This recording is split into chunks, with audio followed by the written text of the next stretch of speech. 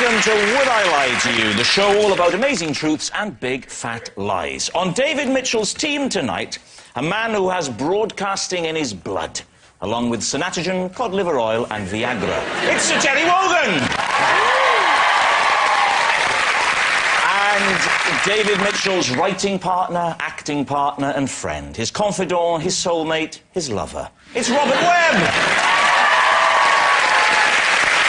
And joining Lee Mack this week, we have a 24-year-old who's one of the youngest comedians in England and one of the oldest men in Scotland. It's Kevin Bridges! And an actress whose credits include Torchwood, where she had to confront all manner of hideous creatures, and Not Going Out, where she had to confront Lee. It's Katy Wicks! So we start with round one, Home Truths, where our panellists each read out a statement from the card in front of them, and to make things harder, they've never seen the card before, so they've got no idea what they'll be faced with. It's up to the opposing team to sort the truth from the tosh. And Terry is first up, so Terry, would you reveal all, please? I deliberately set fire to my colleague's script whilst they were live on air. Lee? Was this, did you say colleagues, as in, this happened a lot? Or the script belonging to one colleague? I used to do it on a regular basis. Listen, enough of your sex life, Terry. You flatter me. Is there footage of this, if it was live? His sex life? I hope not. No, there's no footage. It was in Ireland on Irish radio, and it was just a little prank of mine while my colleagues were reading the news or announcements, I would sneak in behind them and set fire to the script from the bottom. So they would be holding these scripts in their hand? As it disappeared in front of them. And this is the news? Often the news, and sometimes a Beethoven concert. I was indiscriminate. Did you use matches? Because you'd hear the sound, wouldn't you? Yeah, of course, but I struck the matches before I came into the studio. I'm a swift mover. Well, Safety matches. You can't move too swiftly with a match because it goes out. Look, that's what your jacket is for. You keep it in there, sneak in, they don't see you, you smile.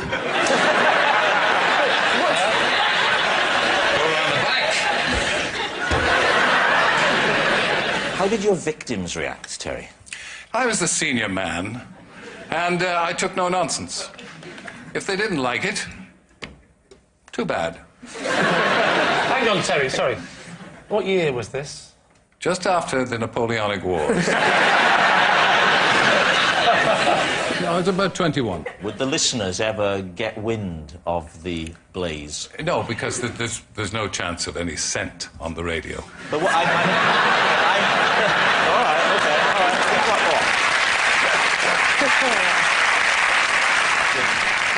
So we think... What do we think, Kevin? I think it would be common knowledge. OK. Kevin thinks it's a lie. Yeah, I agree. I think we'd already know about this. OK. I think it's a lie. We'll go for lie. You're saying that it's a lie. Terry Wogan, were you telling the truth or were you telling a lie?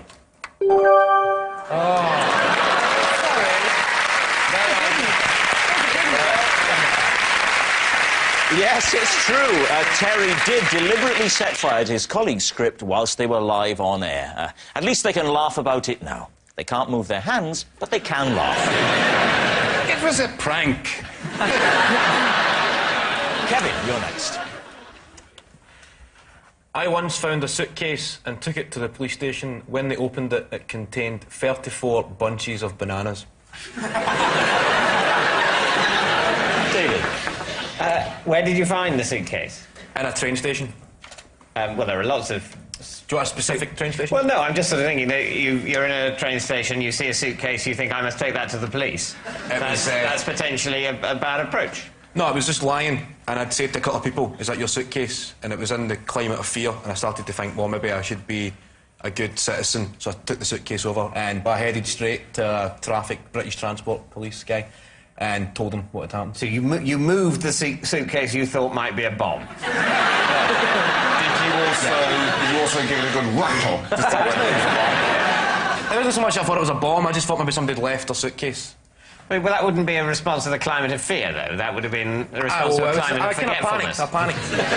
Who opened the suitcase to divulge all those bananas? I came in and the British Transport Police guy took it into his office, and then they scanned it with some, whatever they scan it with, some... Those things... Like a Waitrose. How much are bananas? How much are bananas?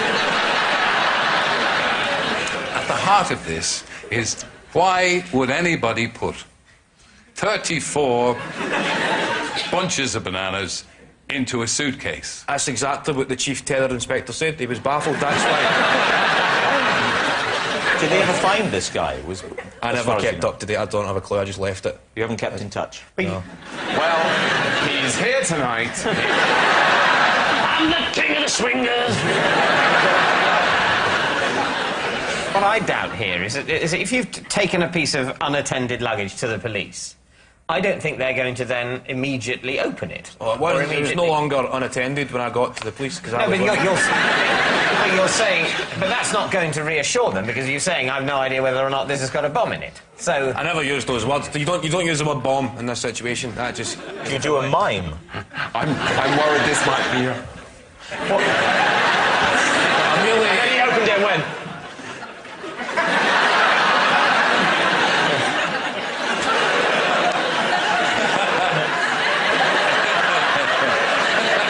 Right, we need a decision. Truth or lie? Well, you think it's a lie? I do, really. Yeah, I think so. Well, we'll say it's a lie. You're going to say it's a lie. OK, Kevin, were you telling the truth? It's a lie. Yes, it was a very big lie. Kevin didn't take a suitcase containing 34 bunches of bananas to a police station. Next up, Robert Webb. As a child, I had so many imaginary friends, we formed an imaginary gang.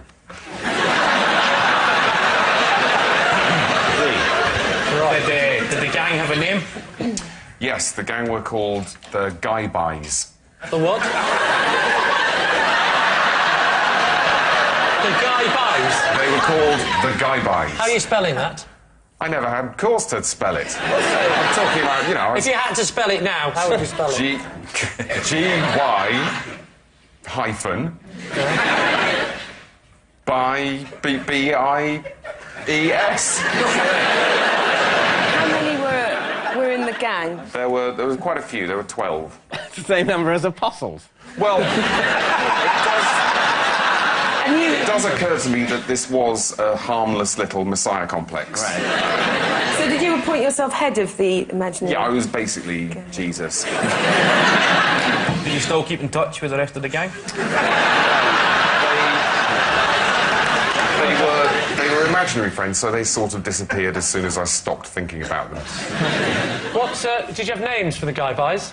I think I borrowed names from people I knew at school and my brother. They were like Mark and Andrew and all the apostles. They were, and Chris. Judas. Chris isn't... Chris and obviously Judas Iscariot. Yes. Did you have a favourite Guy-Buy? Chris was good. Did you have a rival gang, the Guy-Buys? Was there a feud or anything like that? Well, there was always our main enemy was the Joker, which I think I borrowed from Batman. What would he do, the Joker? Oh, just, you know, rob banks and stuff, and we would, we'd chase him on our bike. All 13 They were very good at getting on the back of the bike. You were like a Red Cross display team, weren't you? They were. I sort of imagined them sort of diagonally stacked. Did you all sleep in one bed? Oh, they weren't really... I mean... Into it? This is pretty... As much as I encourage the gay boys, the Guy-Buys... No, they were very much a pre-sexual phenomenon. Have we established yet why they were actually called the Guy-Buys? No, it's just the sort of sound that children make. Well, that this child made. Well, see, the thing is, Guy-Buy sounds like baby talk. You know, it might be like just some words that you formulated, but you also were aware of Marvel comic enemies at that age. Batman wasn't a Marvel character. Batman wasn't Marvel? No, that's Marvel's Spider-Man, Captain America, the Hulk, Superman was Action Comics. I hate him when he does that Stephen Fry thing, don't you? All that knowledge. All that knowledge. An answer is what we need. So, go now. Just a minute. Are you doing me again? I'm flirting round the edges of you, Terry. If you're not careful, I'll set fire to you. Right. Right, what are you going to say then? What are you, truth or lie? Sounds plausible. Young guy, read a few comics, read the Bible, merged the two in his head and formed the Guy Buys. Wow. It's like having Inspector Frost in the studio right. with us. What about you, Katy? Which way are you leaning? Well, I think he clearly has a wonderful imagination. That's clear. So I think, yes, it's true. OK. I will say it's true. You're going to say true? OK. Robert Webb, truth or lie? It is a true thing.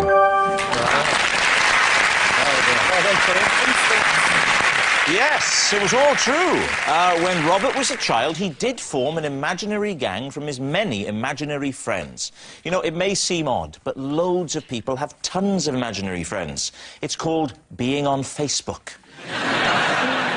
So at the end of that round, David's team have 3 points and Lee's team have 2. Our next round is called This Is Mine, where we bring on a mystery guest who has a close connection to one of our panellists. Now, this week, each of Lee's team will claim it's them that has the genuine connection to the guest, and it's up to David's team to spot who's telling the truth. So please welcome this week's special guest, Tony.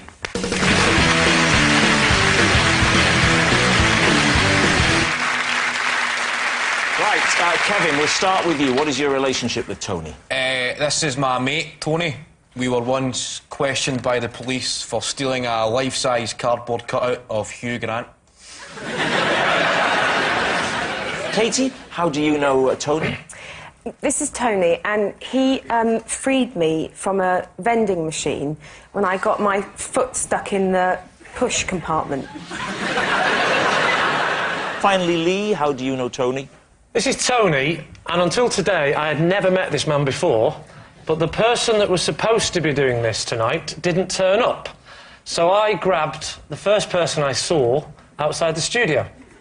So there we have it. Kevin's partner in crime, Katy's snack machine saviour, or Lee's stand-in man. Right, David, off you go. Well, Lee's one is quite difficult to cross-examine, isn't it? So essentially what Lee's saying is, here's Tony, he's a random bloke. But who was supposed to come, Lee? Well, had it gone to plan today, I would have said, this is Graham, and he's my self-defence instructor, because I'm learning self-defence. Right. What happened to Graham? Did he get beaten up? The story I am told is that he hurt his arm this morning during a self-defence class, and then very late in the day, he got in the car to come here and had some turn because of the painkillers he was on and cancelled and said, I can't come. Well, it's a sad old story. Yeah. So what was Tony doing here before you found him? He's a joiner, which is somebody that puts wood together. Thank you. I didn't want you thinking he was somebody that just randomly joined clubs. He's just a very sociable guy. I'm a joiner. Where are you going? I'm going to join a club. What are you doing? What are you doing? The guy buys, yeah, okay. Where were you in the complex? Well, I'm not sure how good this is for national television, but I'll tell you, David. I was just outside that door where some people go out for a cigarette. I think you're aware of that door, David. I'm aware of the door. I'm sorry if David's parents are watching to break the news like this. But David occasionally does that. Yeah. And I'm not talking cigarettes either. No. To me, it will always be the heroin door. What sort of incentive did you offer this good man to come here and make a complete numpty of himself? Well, answer the man, Rob.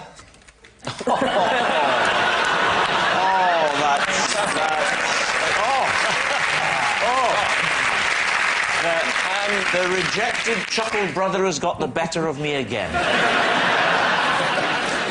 Okay, well, I mean, I must say, Lee's story is incredibly plausible. It's incredibly tedious. Yes, I mean, that's why it rings so true. Kevin, your partner in crime, what did this man do with you? I think crime's a strong word, Terry, from a man who has got arson in his past. We were questioned by the police, not charged out, and just questioned for stealing a life-size cardboard cutout of Hugh Grant. What were you going to do with Hugh Grant? We'd went to Blockbuster Video, and nothing really caught our eye, except the life-size cardboard cutout of Hugh Grant. What? Sorry, I didn't understand a word of that. We went to Blockbuster Video, okay?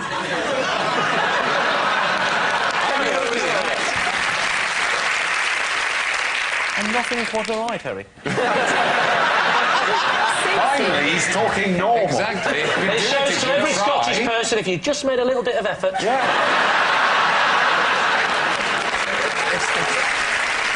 So we'd seen the life-size cut Hugh Grant on the way out. It was threatening to be a pretty dull evening until we seen this, and we thought, we'll steal this and have a laugh on the way back home. And we were walking home, a police car pulled up and said, "Where are you going with Hugh Grant, lads?" The police guy could not see the funny side at all and decided to put him in the passenger seat, put us two in the back and drive.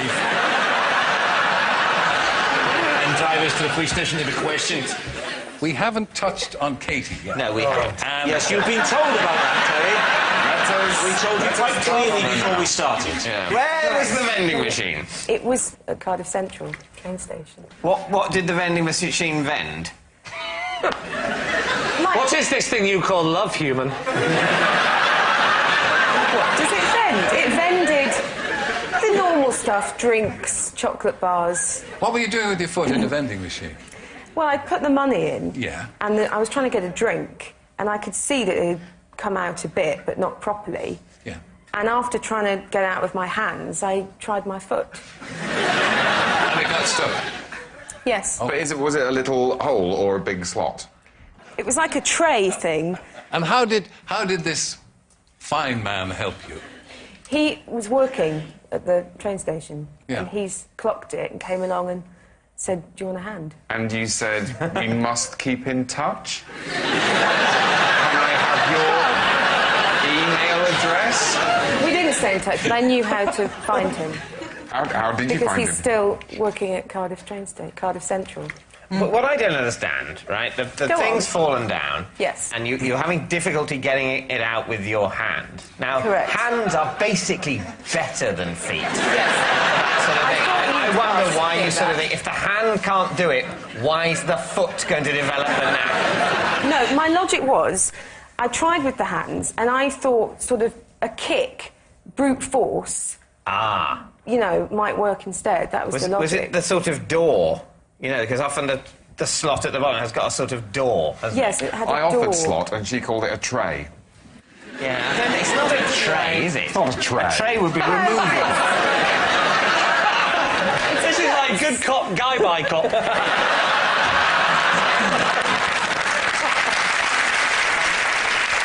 How did he release the foot? What exactly did he do? He had a key to open the front bit. So you just went back and whoa! Well, what do you think is the most plausible story then, Terry? Do you think it's... I think, and once again, I may be putting my faith, as indeed I have throughout my life, in a woman. So you believe Katy? He looks Welsh. I think Lee or Kevin. I'm having some Guys, I difficulty. need some consensus. I'm having trouble picturing the foot lodged in the tray. So if you're saying you're going towards Lee, you have to then accept that he is having self-defence lessons. Oh, that's a good point. Because if, Why are you getting self-defence lessons? Well, because my wife decided to take self-defence lessons, and she asked me to come with her. We have private lessons, and he comes round to the house. I wasn't expecting it. It was on the NHS. I've thrown money at the problem. what are you going to say then, chaps? Is Tony Kevin's Hugh Grant thief? Gosh, crikey, gosh. Katy's vending machine hero or Lee's last resort? I don't know. I don't know. Oh, dear. I think maybe Kevin. Kevin. I think I'll go for Kevin. And you think it's Katy? I don't know. So I'm going to say we think it's Katy. OK. Tony, would you please reveal your true identity? I'm Tony, and me and Kevin did steal a life-size Hugh Grant cutout.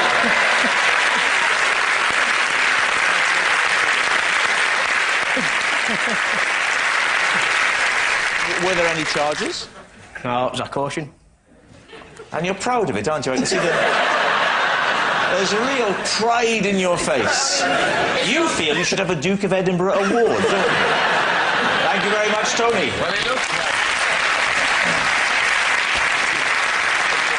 Which brings us to our final round, quickfire lies. We will start with... it's David Mitchell. When I was 12, I saved up all my pocket money and bought a rowing boat that I never used. Lee. Right. How much was the boat? I think it was about £120. Oh. How much did you make pocket money a week? Oh, £2,000, something like that. No, I can't remember, but I think it would be something like £1. Whoa. You earned £1 a week, pocket money. Yeah. The boat was £120. Yeah. You know, I had the occasional windfall. Christmas. What's the windfall? Oh, I see. Christmas What, and like birthdays. lottery? Christmas and birthdays, and the other festival only our family did. Where were you planning to go in this boat? I planned to sort of row around in it when on holiday. And how did you propose to get it on holiday? You had your eye on a nice Ford Fiesta with a tow bar.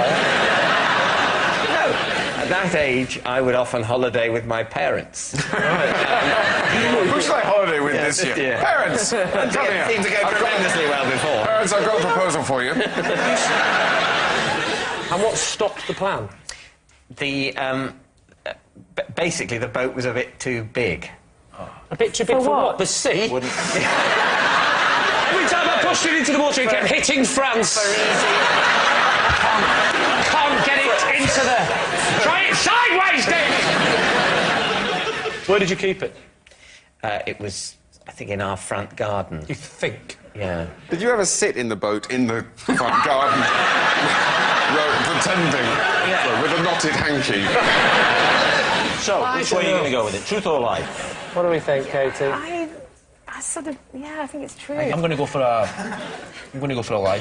I would say that it's a lie. You're saying it's a lie. OK. David, truth or lie? It is true.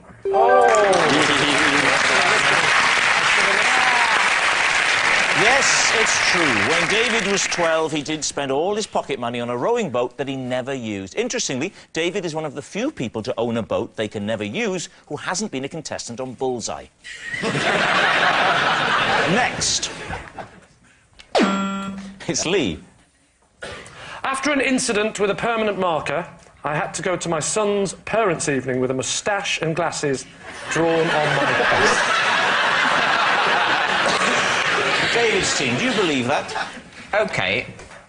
Who drew this on your face, or did you do it to yourself? Yes. I did it to myself. I was on the way to my son's parents' evening and thinking, I haven't got a tie. Oh, I know, I'll pretend I'm somebody else instead. All right, what happened? I was asleep one afternoon. My wife thought it would be funny if my son drew the thing on the face. So she said, go and get one of your felts, because the felts are, you know, the washable ones. He started drawing on my face. I woke up, I laughed a bit, I let him carry on, and then we looked at the pen, realised it was permanent marker. And when I went to wash it off, it came off a bit, but not enough. And we were late, so we just had to go. Can't you try, I don't know, white spirit or something? Doesn't that work? I could have tried a blowtorch as well. No. I mean, silly bang. What sort of moustache was it? Was it a sort of typical twirly one? Or just a sort of more Hitler-type thing, or...? Couldn't go into your son's school with a Hitler. Well... Could you? Well, you definitely couldn't, David. That would be wrong.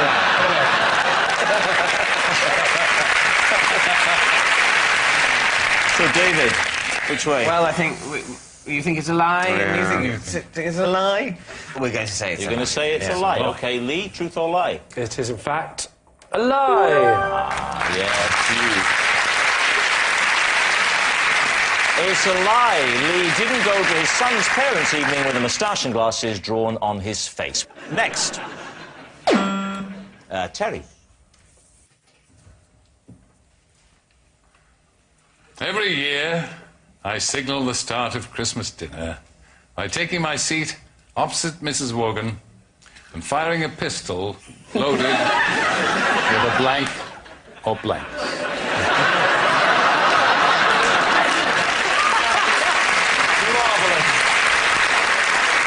Lee, what do you think?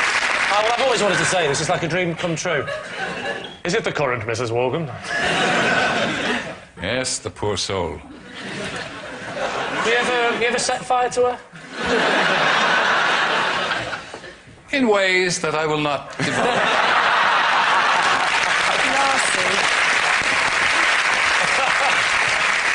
OK, so where'd you get this pistol from?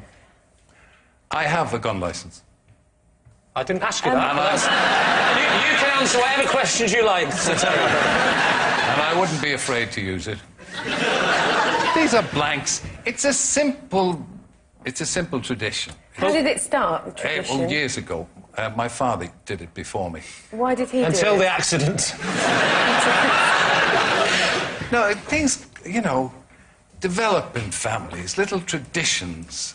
The fun starts in the Wogan household with a pistol shot. It's a bit frightening at first for the grandchildren, but they get over it. So and they know that it's the beginning of the great festival, that Grandad has fired his pistol. Time to get the bird out. Right, Lee. Kevin, what do we think? I think it's a lie. Kevin's saying a lie. Kevin's Katy, a lie. what are you Katy? saying? It just seems a very dangerous thing to do with your family around. I think it's a lie. You say lie? I say it's a you lie. say it's a lie. Terry, is it true or is it a lie?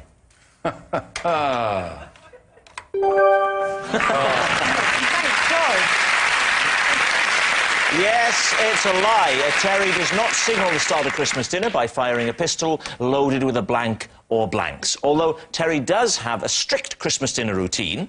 He asks Mrs. Wogan if she wants stuffing, and then 2 hours later they enjoy a cold lunch. Oh, well, that noise signals time's up, and it's the end of the show. And I can reveal that in an exciting finish, David's team have won by 6 points to 3. But, of course, it's not just a team game, and my individual liar of the week this week is Sir Terry Wogan.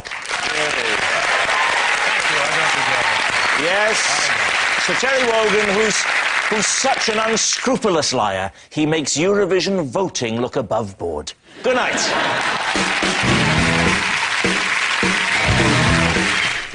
Terry's just set fire to the script. Rob Brydon is live at the Apollo tomorrow at 9:40. Ready for takeoff, Stephen Fry is your captain and enjoying his costume far too much. QI on BBC Two. And later, getting a life jacket's never been easier. Credit card at the ready for Come Fly With Me at 10:35.